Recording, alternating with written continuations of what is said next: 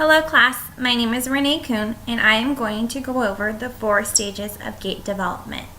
There is early childhood, adulthood, and older adulthood. So before going over the 4 stages of gait development, I wanted to go through the gait cycle to ensure that we know exactly what to look for and what a gait is.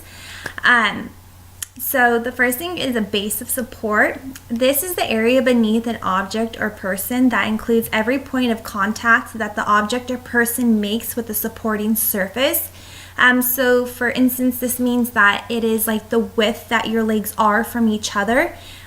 We will see narrow base of support and wide base of support. The next thing is an arm swing, and this is when the arms are swinging with the motion of the opposition leg. That is how an arm swing should be. And then there's the stride length. This is the distance between the 2 feet when stepping. So this is, unlike the base of support, is how wide they are. This is the distance that they are from like front to back from each other. So the first stage of the gait cycle is initial contact. And this begins when the first foot hits the ground and is the first phase of the double support. And the next thing is the loading response. This comes after initial contact. And this is when the body absorbs the foot impact by rolling in pronation. After loading response, we enter into a mid stance. And this is when the body is supported only by one leg and the hip moves from flexion to extension while the body begins to move forward. After mid stance, we enter into a terminal stance, and this is the process of the body moving forward from single leg support to dual leg support. And after terminal swing, we enter into a pre-swing.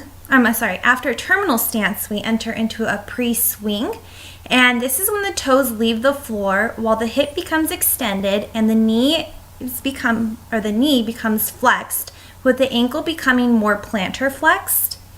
After pre-swing, we enter into initial swing, and this is when the hip extends and then it flexes with lateral rotation. The knee is flexed and the ankle goes from plantar flexion to dorsiflexion. After initial swing, we go into a mid swing, and this is when the ankle is dorsiflexed, the hip is flexed, and the knee is flexed, and then it becomes extended. After the mid swing, we enter into our last cycle of the gait, and this is the terminal swing. And this is when the hip is flexed while the knee becomes locked in an extension and the ankle is in a neutral position.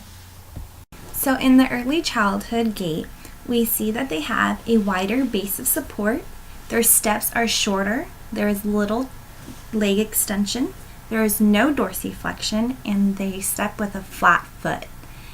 There is no arm swing. Arms are held at an on-guard position, so that means that they are held up here. They don't have a side-by-side arm swing.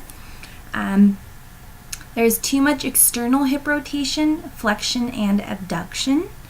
The knee flexion while toes point outward. So when we go, they step like this.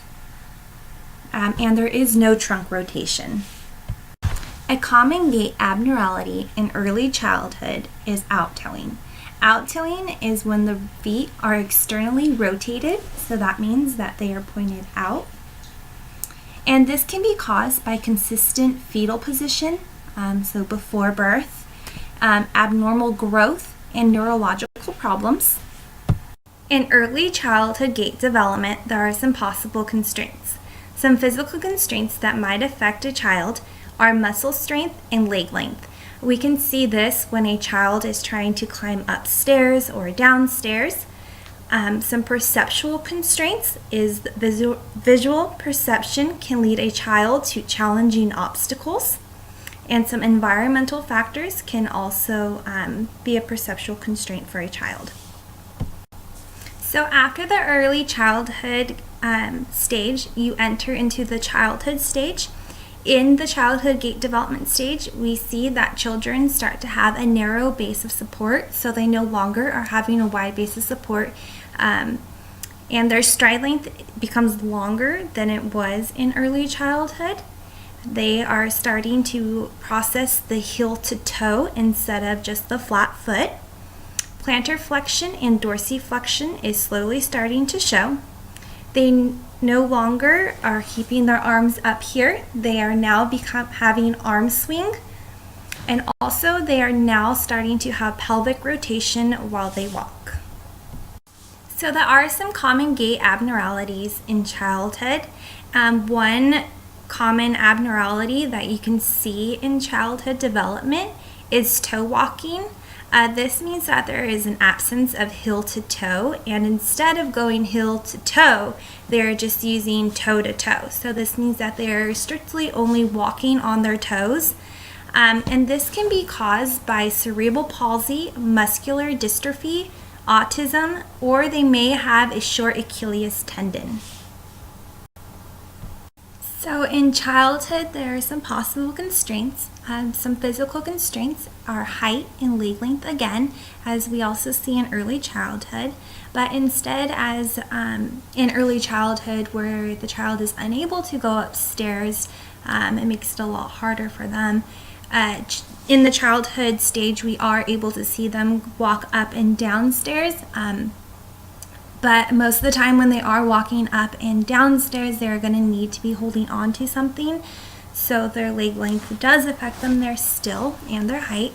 Some perceptual constraints are visual perception, and environmental factors still affect a childhood in their gait development. So in adulthood, this is when we start to see the gait really developed fully. We start to see what we consider it to be like the normal gait, what is expected out of everybody. We see a heel strike. This means that we start to see a heel to toe. We no longer see toeing, so toe to toe, and we no longer see flat footing. We also start to see trunk rotation, dorsiflexion, and plantar flexion. We see a normal arm swing in this phase. We no longer see the arms up. We also start to see an oppositional arm to leg movement. So this is with the arm swing. And we see stride length is the same and consistent. So like in the childhood and early childhood, their stride length is very short and small, or it goes from short to long stride lengths. And in adulthood, they're the same stride length throughout the whole time.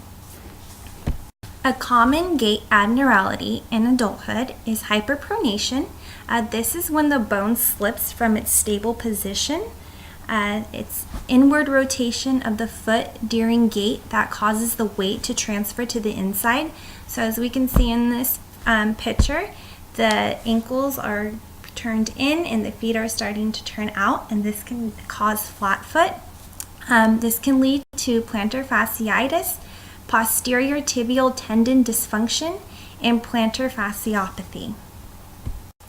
Some possible physical constraints in adulthood is weight gain. This can be excessive amount of weight gain or even just a little amount of weight gain.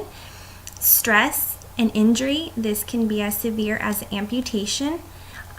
Little movement, so little physical activity. And in older adulthood, we start to see the normal gait start to diminish. The stride starts to become smaller, so they no longer have a long, consistent stride length. There is out-toeing.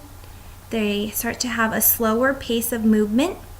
There is less dorsiflexion and plantar flexion. And also the pelvic rotation starts to decrease, and we start to see a greater amount of knee flexion. A common gait abnormality in older adulthood is intelligent gait. This is a gait is abnormally shortened, causing a limp due to trying to relieve pain. It can be caused by a disease, nerve damaging to musculoskeletal, an arthritis, stress fracture, and bone infection, or a diabetic foot. Some possible constraints in older adulthood. Some physical constraints is osteoarthritis. We start to see a decrease in muscle mass and flexibility, so we no longer see the muscle strength that they have or that they had. Also, we see a decrease in leg length, so this also affects the way that they walk. And a perceptual constraint is we start to see a decrease in vision.